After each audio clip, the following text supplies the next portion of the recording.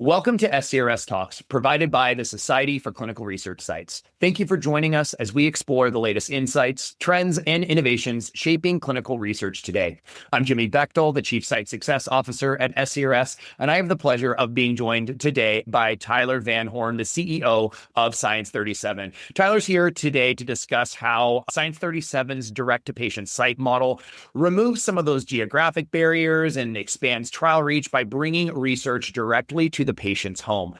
He's going to share a little bit of insight on how this approach helps sponsors access more patients, enroll some of those hard to reach patient populations, reduce no-show rates, and really maintain quality and compliance throughout the study. So before we get into that, Tyler, I'd love for our audience to hear from you and learn a little bit more about your background.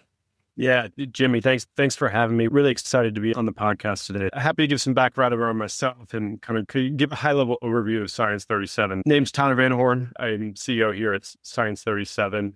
Been in the industry for a number of years. Was in large CROs previous to this and kind of started my career actually in the banking industry, evaluating and looking at biotech and early investments. And so kind of come full circle as an operator and kind of come into this world. Science 37 is an incredibly unique organization. You know, it's had its evolution over the years, but at its core, we are a clinical trial site. We might do things a little bit differently than a traditional clinical trial site as everyone kind of thinks about it. We don't have a clinic. We don't have exam rooms. We don't have a facility other than our headquarters in North Carolina. We bring research directly to the patient, which most of the time means either out of local care facilities, but most of the time out of the patient's home. There's a lot of complexities that we can dig into, how that works and all the mechanics behind it. But we're essentially one site, one set of regulatory documents, but we cover the entire US, so the entire country. We can see a patient wherever they might be.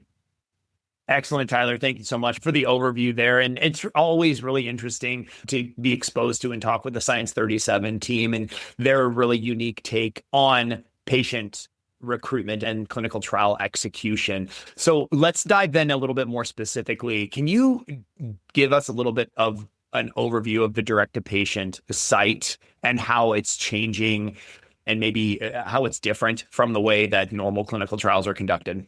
Yeah, absolutely. So, I mean, let's start with how clinical trials are conducted today, and then we can evolve into the direct-to-patient site model and how we're kind of changing the perspective and approach. Typically today, you have your site selected at a given location. Typically, there's a 30-mile radius around that given site that patients are either recruited from or they're coming to that practice for their standard of care. Right now, there's a vast majority of the population that doesn't have access to clinical research, and when you get into the mechanics of it, a site where we are here in North Carolina, people are probably willing to drive further than, say, LA and New York. That geographic radius shrinks considerably. Also, just from a convenience perspective, a lot of protocols and the complexity of clinical trials today increasingly got more complex, but the number of visits has largely increased per trial. And as part of that, that means that any given patient and a participant in a clinical trial has to attend a site more often and either take time out of their day, whether it's work and or if they're a caregiver for a family, to be able to go and actually participate in a clinical trial. Science 37, so we disaggregate the geography from clinical trials. So what does that mean? We are a site where 1/5 set of regulatory documents, all of that is managed centrally. Our investigators have broad licensure. Most of them have 48 to 50 state licenses. Some of them have smaller set of state licenses specifically to like a geography, so coast to coast. We have a team of CRCs that coordinate all of the visits, all the back-end logistics associated with it. We've got a whole logistics team that also supports to be able to ship things to patients' homes. We ship IMP directly to the patient's home. And then we have research-grade nurses, and this is a really important distinction because these are all our employees that are going into the home and being the eyes, hands, and ears of the investigator, while the investigator is providing oversight via telemedicine. And so everything is a fully encapsulated site. The difference is that you can participate in a clinical trial from the comfort of your own living room versus having to commute back and forth to a site. So in that 30-mile example that I gave previously, 30 miles, where I live here in North Carolina could be 30 to 45 minutes, depending on the time of the day. The patient gets that time back. It's more convenient for them to be able to participate, ultimately leading to higher retention rates because we're very flexible with times that we can actually conduct a visit, meaning that we can do weekends and we can do other times as well that are more convenient for the patient. And so being able to fit into their life is really important. And so that's really what we do and how we do it to make sure that anyone and everyone can get access to a clinical trial. An example of this is we have patients enrolled in studies now that are in Montana and South Dakota. And then we have some that are enrolled in more metropolitan areas. It just varies greatly, but we do a lot of visits all over the country on any given day.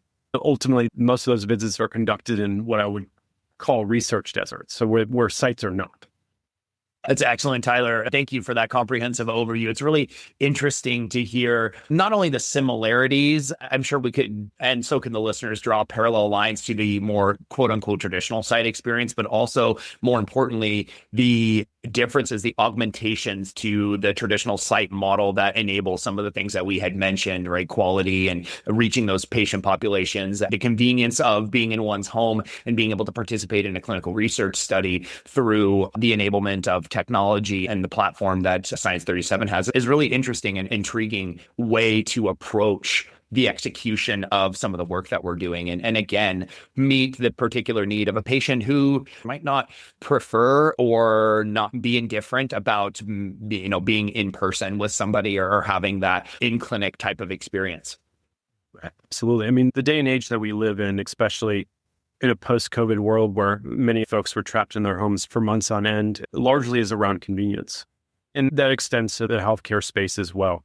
The rise and adoption of telemedicine more broadly and the use of that in kind of standard medical practice. It has really kind of driven more adoption and I think more of openness to the approach. And it's really, I don't want to oversimplify it. We're doing a lot of very complex assessments. So we've done 60-hour infusions out of the patient's home. We've done phase 2 Parkinson's trial, UPRS part 3 out of the patient's home. So it extends. We've done spirometry out of the patient's home. It extends much further than just what you would think of a typical home visit. And a lot of these clinical trial visits are incredibly long. A 6-hour visit in a site is a lot of time to spend away from home and your family. And so that convenience is really important to patients. That's great, Tyler. Let's talk about that concept, right? This new way of thinking and maybe shifting how we've traditionally done things. Because we know that this is probably a new model, or at least a model that hasn't had a lot of exposure for a lot of sponsors. So how do you guide them through the adoption, help them understand what needs to be done there, and really, I guess more importantly, support any shift in design and planning to meet the needs of really enabling this kind of, I guess we'll call it what it is, right? This totally decentralized way of execution. Yeah, it's a great question because it's a very involved process. And there's a lot of engagement with sponsors, either early on in the study design or going through site selection. And a lot of the studies that we come in as well, we're in the middle of the study as the ability to boost enrollment. It largely depends, but a lot of the discussions specifically with sponsors, there are some things that are unique with our model, but 99% of the time, we are just one site of many on any trial that we work on. So if you have 14 sites from the trial, we're the 15th.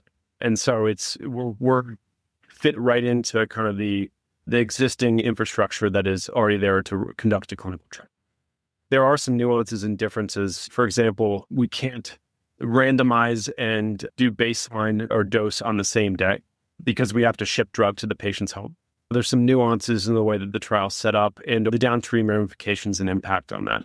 The other thing is, in a given screening visit, we typically separate out their consent visit and do a telemedicine consent because we don't want to deploy a nurse to the patient's home without a patient actually being interested and willing to participate in the study. Otherwise, you have additional cost associated with it. So we're trying to avoid that on behalf of sponsors. But everything else is going to be largely education around the individual mechanics on how things are done. So for example, we tend to get a lot of questions around RMP accountability and how that's ultimately distributed to patients in a compliant and effective way where there's not a lot of tampering. And so we go through an explaining process end to end on how we use a central pharmacy that has 50 state licensure and ship to patients anywhere. How does the nurse get deployed to the home? What does the experience look like for the patient? What can they expect? How is the data collected? How are the assessments done? A lot of times what we do, especially when a sponsor has particular questions in their medical team in particular, has questions about how our actual visit looks, we will go to the sponsor's place of business, either their headquarters or one of their offices. They'll come to us and we will actually do their clinical trial visit right there with and show them either a screening visit, a day one visit, a dosing visit, or any given visit of their choosing to show what that experience looks like and get them comfortable with how that it is actually being conducted. One of the biggest benefits, at least that we've seen for ourselves in the last 18 to 20 months, is we've been inspected 3 times by the FDA, a handful of pivotal phase 3 trials. And these were all registrational studies, and going through that experience as well, where we had no action indicated. So there was no findings or recommendations from the agency, has provided a lot of credence and frankly, a lot of confidence to sponsors in the model and the data that's actually coming out on the others.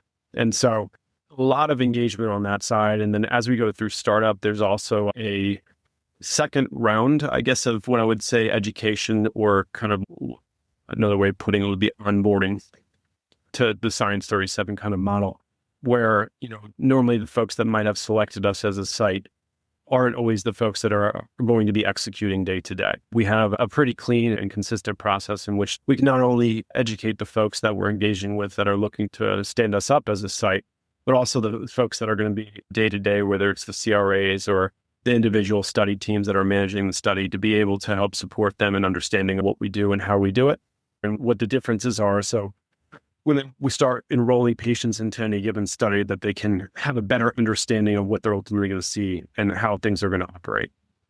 Those are great examples. I really appreciate the nuance behind all the different ways that you guys approach this with your sponsors to really help them have assurance that this is going to be a great way to execute their clinical trials. But also just that I think it's so important that it's one of those things where it's like, hey guys, we've done this before. We kind of know how this is going to work. And so working in partnership with them to help them, again, design the clinical trials with some of those nuances that you provided in mind, I think is really important. So then shift gears for me, Tyler, and talk a little bit about participation and what that looks like for patients and caregivers. When visits are happening in their home, how do you ensure they receive the same level of support and oversight that you might experience in a traditional on-site visit? Yeah, it's a fantastic question. I'll start with the experience. When someone raises their hand and is interested in participating in a trial, they're either going to interact with one of our CRCs or our medical team, or they're going to come through our website and pre-screen for the study. So they can either do it via phone call, or they can do it online as a self-service portal. If they qualify based on the pre-screening questions, going through that and some of their high-level medical history, they're going to release their medical records to us to be able to actually review. It's an incredibly quick experience. We have a really sound operation on that, and it's really important that we're quick with that experience because folks don't like to wait around. Once they go through that, they're going to get scheduled for their telemedicine consent, where our CRCs and our investigators are going to spend time with them, walking them through the informed consent and go through the trial and what the expectations are and risks and benefits and all the things that you would expect from any given site. One of the biggest things that we have found to be incredibly beneficial, as well as that we pride ourselves in, is even at consent or screening or any other study visit, typically our investigators spend between 30 to 50% more time with each one of our participants in the trial and our patients than if you were at a trial site. When you this question around oversight, our investigators are heavily engaged. It's a one-on-one experience. They get to know the patient very intimately, very differently than otherwise you would think, because we're in their home. Their dogs might be there. Family members might be there. We are, when you talk about ComMeds and actually looking at the medications that patients are taking, we can see that they have their medicine cabinet that we can go and ask them questions about. And so we can get a little bit deeper and build more of that relationship there that otherwise wouldn't have been. And so once they've completed, going back to the kind of journey, they complete the consent visit, and then we move into screening and baseline day one visit, dosing visit, and then throughout the rest of the scheduled assessments. But it's a very high touch experience. Every visit is scheduled by our centralized scheduling team. Prior to the visit, our CRCs are in constant contact with the patient, making sure that the INP showed up, that the supplies showed up. We also are tracking all that on the back end, but making sure that they know what to do with those things when they do arrive in their home, where to store them, things of that nature, including all of the supplies that are ultimately shipped out, making sure that they know not to open the box. All has tamper-proof tape, not to open the box, where to put them. Then when they get to the day of the visit, the nurse is traveling to the patient's home. The nurse is going to call the patient the day before, again, go through what to expect. When they're on their way, they're going to call them and say, hey, this is Nurse Jane. I'm 30 minutes away. I'm going to be pulling off in a blue Chevrolet. Start with getting on a telemedicine call with our clinical research coordinator to go over expectations and what we're going to do for the day. And then the nurse sets up their environment where they need to be able to process any samples or things of that nature. But the patient themselves is sitting in their home and they're very comfortable with that experience. As they go through the visit, typically we are consistently, the investigators either coming in and out of the visit and or spending a lot of one-on-one time with that patient. And so it's a very high touch model from end to end. And this happens at every single visit that we ultimately do within our model and every patient that's enrolled. And so we are a little bit more hands-on than you would expect, but it's ultimately yields a better retention rate and ultimately a better satisfactory rate from our patients and the experience from the clinical trial perspective. That's excellent to hear. And I can imagine where that type of situation would yield that. It seems very intentionally and probably, as you're indicating, valuably so high touch for this audience when, again, we're working through these things where we're in the patient's home, right? It's a little bit nuanced and it's not the typical medical experience that a lot of patients have come to become accustomed to. So providing that level of high support and managing those expectations of the patients and the community and of your staff, it seems very methodical and thought through, which I think is really excellent approach to that. So thanks for breaking that down for us here. So I want to jump into our final question here, Tyler, and talk through a little bit around the process, the operationalization rather, from startup all the way through to monitoring and how you manage staffing and training and getting to the point that we made earlier around maintaining quality and regulatory readiness. I'm kind of circling back to that point you made where you had those 3 recent inspections, which I'm sure you all are an easy target for inspections because it's atypical here, but it's great to hear that you pass those with relatively flying colors. So again, talk to me about how you maintain that quality and keep those studies moving forward and those patients maintained. Yeah, absolutely. So you're 100% right on the inspections. And we approach quality in a pretty rigorous way across how we're starting up a study, what monitoring looks like, all of those things. The inspections that we've been through have been rigorous, and we've been through 3 of them in a relatively short period of time. And like you mentioned, we're an easy target for 2 reasons. One, we're atypical, like you mentioned. The second is that we're typically the highest enrolling site because of the geographic access that we ultimately can yield and ultimately enroll from. And so much bigger patient population that we ultimately can enroll in the trial and ultimately have access to. But when we come to kind of thinking about operationalizing a trial, our startup is pretty involved because not only we're doing what you would have at a typical clinical trial site, but we're also setting up all the logistics to be able to support the trial. So everything around inventory management, we have a central logistics depot where we are shipping out all the supplies, the study supplies for both the nurses as well as the lab kits and things of that nature, or any devices, the spirometers, ECG machines, things of that nature, scales, whatever it might be. And so we set up all the logistics for that. We have the central pharmacy set up, so that's heavily engaged and involved. And so there's a number of things that kind of have to happen before you can start enrolling patients in any given trial. The rest of the process is rather standardized. Obviously, the things that change trial to trial is the patient population and the nuances there, but also the assessments that you're ultimately performing from trial to trial. So there are nuances to startup, but again, it's a very engaged process with sponsors to help walk them through step by step what's going to happen and what's different. Make sure that everyone's on board and really understands the model itself. We don't have any paper. We have eSource, EISF, all documents are stored there, all data is collected in our eSource.